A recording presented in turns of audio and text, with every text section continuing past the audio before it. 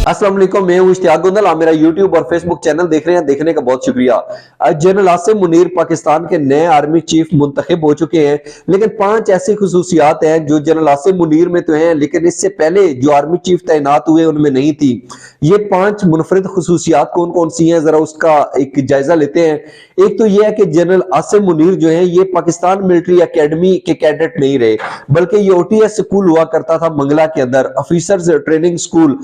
ये वहां से इन्होंने ट्रेनिंग मुकम्मल की, ये पीएमए के अंदर इन्होंने ट्रेनिंग हासिल नहीं की, और ये ओटीएस के पहले अफसर हैं जो कि आर्मी चीफ बने हैं। तो इससे पहले जो भी आर्मी चीफ्स बनते रहे उनका ताल्लुक पाकिस्तान मिलिट्री एकेडमी के लांगकोर से होता था, जो कि एक एकेडमी है काकूल एबटाबाद के अंदर। लेकिन ओटीएस मंगला के पहले एक ऐसे अफसर जिन्होंने फ्रंटियर फोर्स के अंदर जो है वो कमीशन हासिल किया और प्रमोट होते होते आर्मी चीफ बन गया। तो ओटीएस की ये बहुत बड़ी और एक मुनफरिद कामयाबी जो कि पहली दफा जो है ओटीएस के आमिल अफसरान को मिली। एक तो ये एक बड़ी अलग से उनकी खसूसियत है। और इसके साथ साथ अगर हम बात करें तो हम देखते हैं कि जो जनरल आसिम मुनीर हैं वो 2 इंटेलिजेंस इदारों के सरबराह रह चुके हैं। वो मिलिट्री इंटेलिजेंस के सरबराह भी रह चुके हैं, और फिर उसके बाद हम देखते हैं कि वो अक्टूबर 2018 के अंदर जो थे वो आईएसआई के डीजी मुंतखब हुए। गोया कि उन्होंने 8 माह तक वो डीजी आईएसआई तैनात रहे। लेकिन बहरहाल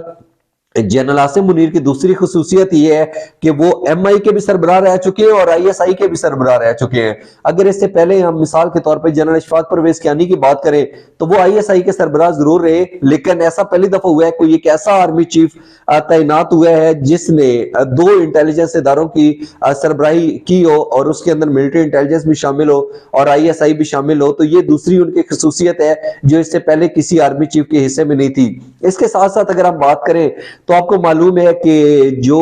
ट्रेनिंग लेते हैं, मसलन हम पाकिस्तान मिलिट्री एकेडमी की बात करें या ओटीएस की बात करें, तो वहां पे जो अपने कोर्स का सबसे बेहतरीन कैडेट होता है उसको सॉर्ट ऑफ ऑनर मिलती है, एक एजाजी शमशीर मिलती है। वो एजाजी शमशीर इस चीज की इलामत होती है कि ये जिस एजाजी शमशीर जिस कैडेट को मिली है अब वो हर लिहाज से बिल्कुल टॉप 1 पे था। वो अपने लॉन्ग कोर्स का या अपने बैच का और दीगर जो भी उसके साथ कैडेट्स थे उनमें से सबसे बेहतरीन था। तो हम देखते हैं कि जनरल आसिम मुनीर जो है इनको भी सॉर्ट ऑफ ऑनर मिली। इससे पहले जो आर्मी चीफ तैनात हुए उनमें से कोई एक ऐसा नहीं था जिसको सॉर्ट ऑफ ऑनर मिली हो, जो एजाजी शमशीर जिसको मिली हो और वो अपने कोर्स का सबसे बेहतरीन कैडेट रहा हो। तो ये 3 जो है खूबियां हैं, ये खसूसियात हैं जिनका हमने जनरल आसिम मुनीर के हवाले से जिक्र किया।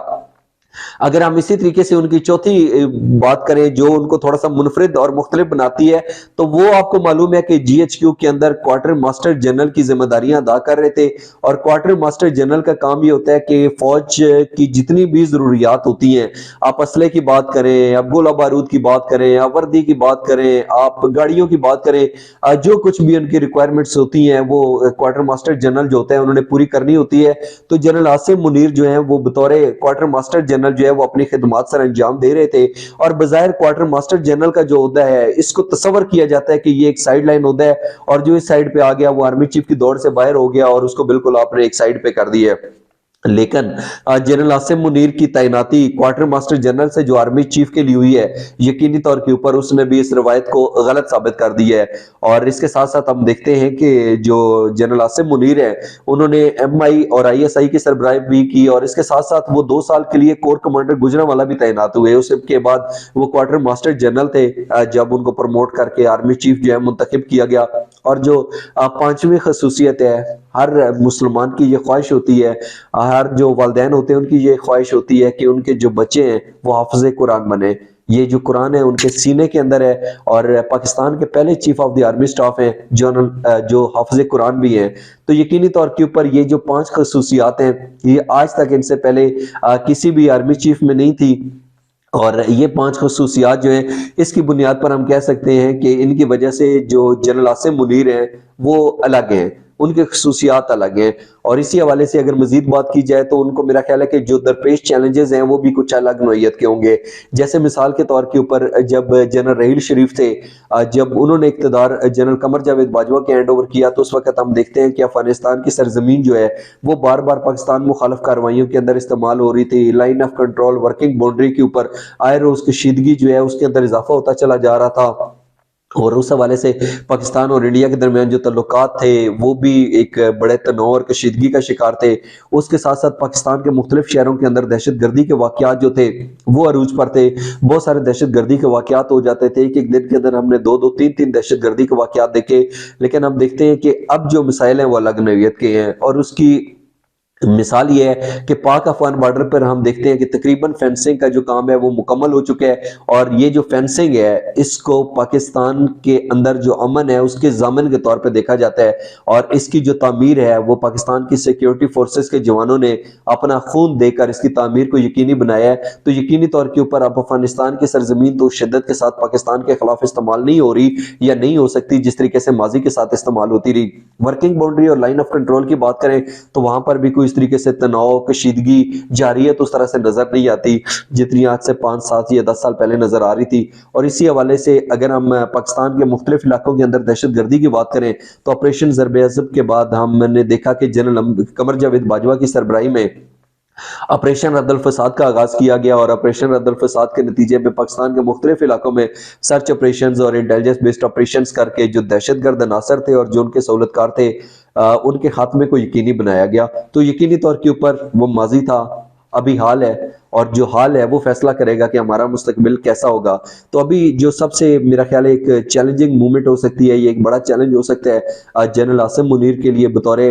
چیف آف آرمی سٹاف، وہ ہوگا کہ پاکستان کی جو اندرونی صورتحال کے اندر ہمیں ایک سیاسی عدم استحکام نظر آ رہا ہے۔ عمران خان صاحب نے بھی اس تعیناتی کے حوالے سے اپنے خدشات اور تحفظات کا اظہار کیا، اور ان کو یہ لگتا ہے یا وہ یہ سمجھتے ہیں کہ جنرل عاصم منیر کو جو ہے وہ Nawaz Sharif and P D M اور باقی جو لوگ ہیں وہ پاکستان تحریک انصاف اور عمران خان کے خلاف استعمال کریں گے۔ تو میرا خیال ہے یہ بہت بڑا چیلنج ہوگا جنرل عاصم منیر کے لیے بطور آرمی چیف کہ انہوں نے اس تاثر کو جو ہے وہ غلط ثابت کرنا ہے، اور یقینی طور کے اوپر میں یہ سمجھتا ہوں کہ وہ اس تاثر کو ختم کریں گے۔ اس کی ریزن یہ ہے کہ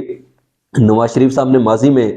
جو ہے جنرل قمر جاوید باجوہ کو بھی تعینات کیا، وہ اس سے پہلے جنرل پرویز مشرف کو بھی تعینات کر چکے تھے، باقی انہوں نے 3 لیفٹیننٹ جنرل اور بھی پروموٹ کر کے آرمی چیف لگائے، لیکن یہ جو 5 تھے یہ نواز شریف صاحب کی بہرحال جو توقعات تھیں اس پر تو پورا نہیں اترے، اور یہی وجہ ہے کہ اس کے بعد ہم نے دیکھا کہ کبھی چودھری نثار علی خان کو